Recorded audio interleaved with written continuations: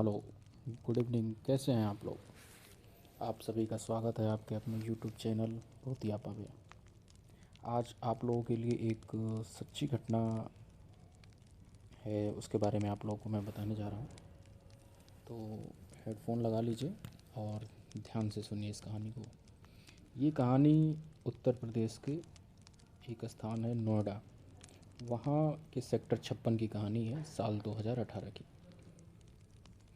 बात यह है कि साल 2018 में नोएडा सेक्टर 56 में एक पुराना अधूरा बना मकान था, जिसे लोग मनहूस घर कहते थे। पड़ोस के लोग बताते थे कि वहाँ से अजीब अजीब आवाज़ें आती थीं। कभी कभी कभी ऐसा लगता था कि किसी औरत के चलने या रोने की आवाज़ उन लोगों को पता चलता था, लेकिन किसी ने कभी अंदर जाने की हिम्मत नहीं की। उसमें उसी मोहल्ले में सेक्टर 56 के जहाँ की घटना है, वहीं के मोहल्ले में दो दोस्त थे। एक का नाम रवि और एक का नाम अंकित था। उन्हें इन सब कहानियों पे विश्वास नहीं होता था। तो उन्होंने एक दिन सोचा कि चलो हम लोग चलते हैं उस घर में और उस घर की सच्चाई जानते हैं। तो वो दोनों दोस्त प्लान करते हैं और रात को 11 बजे अपने घर से निकलते हैं दोनों, टॉर्च वगैरह ले करके, और सेक्टर 56 के उस मकान के अंदर चले जाते हैं। जैसे ही वे अंदर गए, एक अजीब सी ठंडक महसूस हुई दोनों को।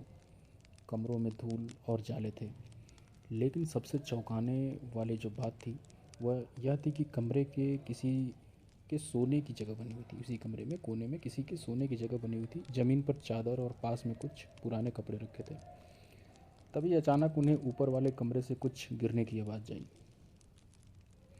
जैसे वो जो बिल्डिंग था, वो 2 मंजिला बिल्डिंग था, तो ऊपर के कमरे से उनको कुछ गिरने की आवाज़ें हैं। अंकित ने डरते हुए कैमरा उस तरफ घुमाया, लेकिन वहाँ कुछ नहीं था। तभी एक हल्की सी फुसफुसाहट उनके कानों में गूंजी। कौन हो तुम? दोनों के रोंगटे खड़े हो गए।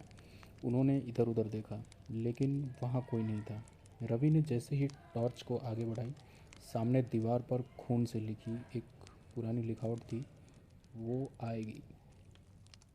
तभी उनके पीछे अचानक दरवाज़ा खुद ब खुद बंद हो गया। दोनों घबरा कर दरवाजे की ओर भागे, लेकिन दरवाज़ा अंदर से किसी ने लॉक कर दिया था। अचानक उन्हें किसी के पैरों की आहट सुनाई दी। कोई सीढ़ियों से जैसे नीचे की तरफ धीरे धीरे चला आ रहा।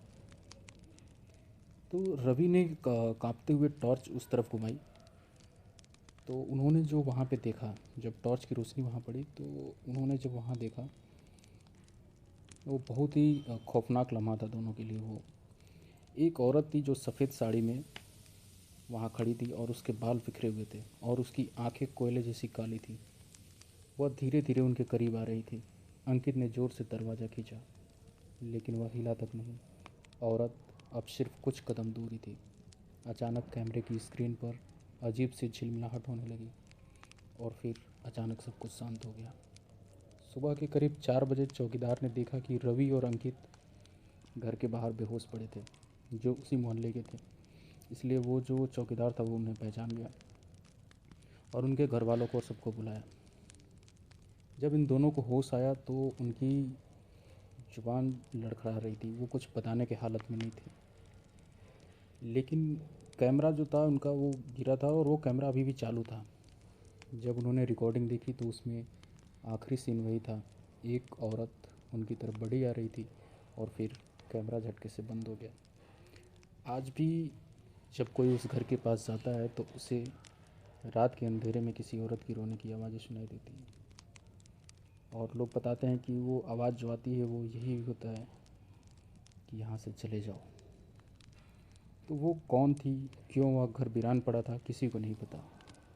तो ये थी एक छोटी सी कहानी। अगर आप लोगों को ये कहानी पसंद आई हो तो हमारे वीडियो को लाइक, शेयर एंड सब्सक्राइब करें। और अभी ये कहानियों का जो सिलसिला है ये हमने शुरू ही किया है। ये हमारी तीसरी कहानी है और धीरे धीरे इसमें काफ़ी सारी चेंजिंग होंगे और आप लोगों को अच्छी अच्छी कहानियाँ सुनाई जाएंगी। तो धन्यवाद आपका हमारे चैनल पे आने के लिए।